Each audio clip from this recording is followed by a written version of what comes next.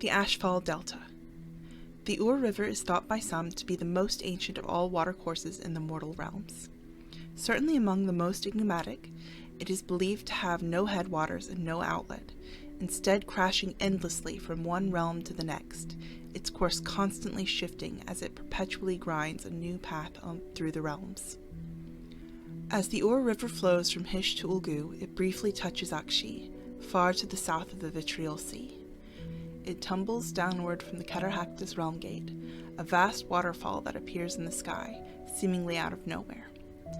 Miles above the eastern flank of the mountain range, sometimes called Ignoth's Furnace, the waters of the Ur River crash on into a broken landscape of constantly volcanic activity. Flames and smoke spew forth from the rocky ground at random. And as the waters of the river rush down the mountainside, they become heated. Great clouds of steam and mist cloak its banks. The Ur River's last stop in Akshi is the Ashfall Delta, where it leaves the foothills around Ignath's Furnace. The wide flatlands of the surrounding Brulant Plains allow the river to slow and spread out to form the delta, just before it leaves the realm of fire and transitions into Ulgu as the Fiumescuro Gate. Out of the 6 or more islands in the Ashfall Delta, only 5 were settled or otherwise inhabited during the Age of Myth: the Fjugorn Drift, Infernata, Heatpyre Flerkruk Spit, and Brimstorn. Since the Order settlements were overthrown in the Age of Chaos, the delta has been mostly deserted. Understanding the Ashfall Delta. Coming from the Cataractus. When the great volcano of Ignath's Furnace roared forth its fire into the sky, it was said to have burned so hot with the fire of Akshi that it tore a new way between the realms and spewed forth into the Hygia of Hish. But what poured back down into the ash column of Akshian fire was more than just the light of Hish, but a mighty torrent of the Ur River. Fire and water raged until at last, in the final cough of steam, the river quenched the fires of Ignath's Furnace, and where once a great caldera was, now formed a steaming lake that soon flowed down the sides as lava once did. Water followed the ancient courses and soon found hold in the pyroclastic flow of one great eruption, its ash and pumice easily carved like the basalt around it. Thus from the plinth of Ignath's Furnace does the Ur relieve the peaks, and with the ash and loose fall of that ancient Plinian eruption, it flows down to the Vitriol Sea over the Brulant Plains. In time, the Ashfall Delta took its current shape. As great bastions of hardened basalt were left standing amidst the ashy and silty meandering delta, anything less hardy was eroded away in the inevitable march of time and flow of water. The ancient heart of Ignath's Furnace still burns, deep under where the Cataractus falls from Hish, heating the Ur River in its passing to this day. The unwary find out the hard way that it scalds anything it touches, unless it was born to such heat, though it cools to merely painful levels at the delta. It is only when the Ur River touches the cold currents floating from the Fiumescuro realm gate that it becomes bearable. Cool and hot are the names of the tides at the boundary, as it ebbs and flows back from the sea, often in a swirling morass of strange weather, as more than just heat and cold mix, but also as fire and shadow twist in the waters of the Ur River. The delta cannot be frozen from without, it must be frozen from within. The flow of the Ur River's heated water would push all but the most determined ice to sea, and melt any that manages to stay. Thus it would be that Mogrek must reach a point above the delta to see the river cooled enough to freeze into the glacier it needs to be to allow his great horde to pass upriver through the delta. To this end he cannot rely upon the rogue idols his power awakened, but must instead look to those denizens who have heeded his wog's call to secure his way and give him the time he needs unfettered to focus the Everwinter upon the river, and why Atressa chose well to launch her counterattack at this point, knowing well it is here she can delay Mogrek at his most vulnerable time. The Fjugorn Drift. The smallest of the Ashfall Delta islands on the western side. Surprisingly, this island was largely untouched by the Age of Chaos. The razor-sharp cliffs and smoldering mountains hide a beautiful secret paradise at its heart. The Ravenspite Pass, a lush, fertile valley flourishing in the rich volcanic soil. Lead Tusk Tor. Smoke and ash billow from the peak of this, the tallest of the mountains on the islands, one of the hundreds of volcanoes that give the delta its name. Infernata, the site of some of the fiercest battles, and saw the use of terrible weapons, self-destructive sorcery that was used as a last resort. The Gleaming Tower, a ruined elven spire. Fiery geomantic runes mark the weathered stone landscape around it. The Void Well, a lightless, bottomless pit.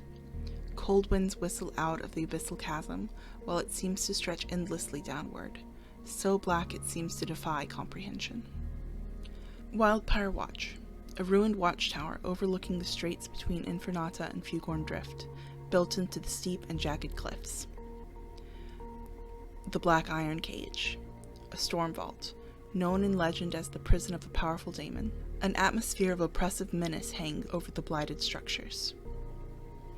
Heat-Pyre Nar. In the center of the 5 largest islands, Heat-Pyre Nar is the only part of the delta with order settlements that are currently inhabited and even prospering. The Trogwood, a mushroom forest dankhold. Glowerhold, a sinister, angular stronghold in a volcanic wasteland. Breakspear, a massive castle built around a shard of the Spear of Malice. Harkdeep, a dwarden brewery built into the cliffs below a waterfall. Stonethorn Wold, a wanderer's enclave of treetop houses. Runefall, a new-built Dawnbringer strongpoint on a nexus of geomantic power. Wormwater, a mysteriously abandoned Dawnbringer settlement. South Marches, a storm vault with a badly failing penumbral engine. North Marches, a storm vault with a missing penumbral engine.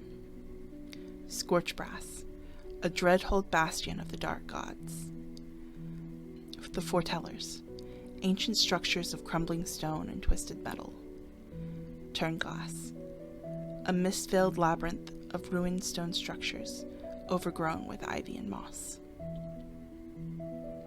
Flarecrook Spit, jutting out of the sea like a massive obsidian tooth, surrounded by scorching waters and steep cliffs that make it appear impenetrable. At the northern tip of the island, a towering volcano casts an eerie red glow across the landscape. Hollow Soul, a lake so still and clear it appears to be made of solid crystal. Slurry Water, a blighted river that flows from the mountain. The sulphurous waters smell extremely unpleasant. Skulderbright, the ruins of a settlement around a lighthouse. The Ebenthorn Hoard, a shattered storm vault crackling with residual energy. The Gate of Vekos, a minor realm gate to another part of Akshi. Brimstone, the eastern island has the only deep-water harbor in the delta, which was once a busy trading port. It was the only point of entry for the invasion during the Age of Chaos. The Tarkhummer Locus, a sprawling necropolis, a maze of winding stairways with tall stone archways looming overhead, dark catacombs, partially collapsed tunnels, and musty mausoleums. Sulphurwald, a yellow-leaved forest peppered with crumbling stone ruins, fog-wreathed and strangely quiet. Emberport, as the only deep-water harbor in the delta, Emberport was once a bustling trading hub, but it was the first place in the delta that was attacked during the Age of Chaos. The harbor waters are littered with the submerged wrecks of burned ships. The winding, rubble-strewn streets are cluttered with debris.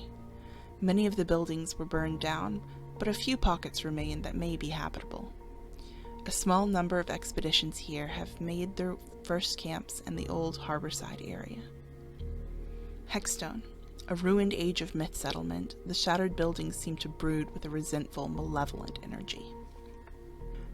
Heartpyre Nar, the Trogwood, a tangled briar of labyrinthine pathways, punctuated by groves surrounded by gigantic fungi that glow with a menacing luminescence.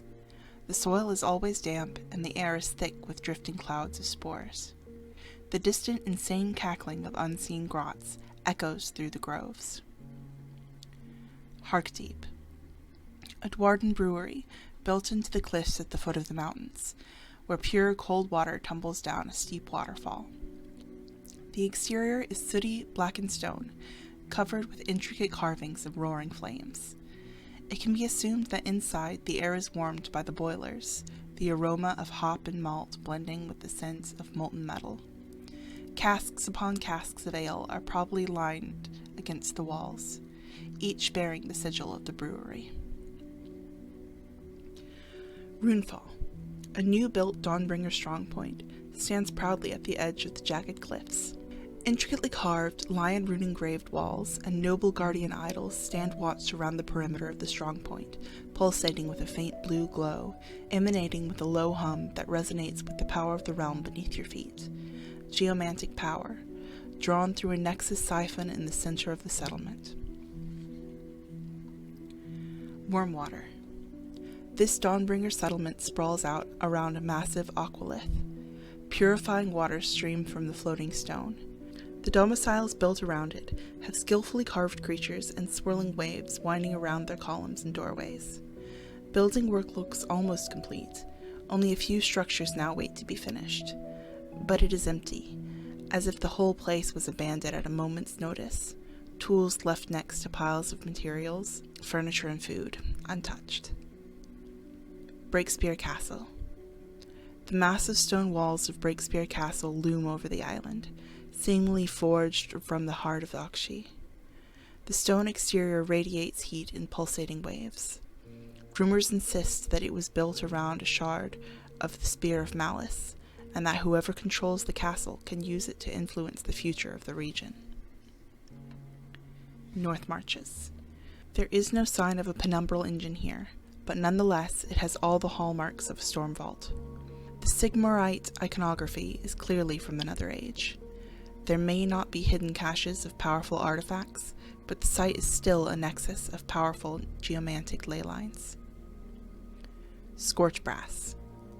Iron-bound malefic gates stand at the entrance to a bastion of the dark gods, branded with chaotic sigils and etched with the screams of countless souls. The Scorchbrass dreadhold looms over a barren landscape, its towering spires and jagged walls casting dark shadows below. The air cackles with hideous energy. Arcs of dark power randomly leap between the twisted metal structures. Glowerhold. The sinister stronghold is made of volcanic rock and seems to reflect light of a different color to its surroundings. Its strange, angular fortifications cast long shadows over the craggy and unwelcoming landscape. The Foretellers. This forsaken place was once a site of great power. Dozens of dilapidated ancient structures of crumbling stone and twisted metal jut from the scorched landscape. Turnglass. A labyrinth of ruined stone structures, once grand but now decaying and overgrown with ivy and moss. Inside, a thick haze of steam from nearby geysers hangs in the air, giving the broken townscape an eerie, dreamlike feel. South Marches. A swirling vortex of raging winds and crackling energy creates an otherworldly atmosphere around an open cut in reality. Through this rent, the hidden truth can be seen. A storm vault's penumbral engine is failing badly. The chamber within has been concealed since the age of myth, but how long can the contents remain untouched now? Stonethorn Wold. A network of interconnected tree houses, nestled high within the canopies of towering wildwoods. Among the branches vibrate tapestries of woven vines and hanging lanterns, create a colorful, ethereal ambience.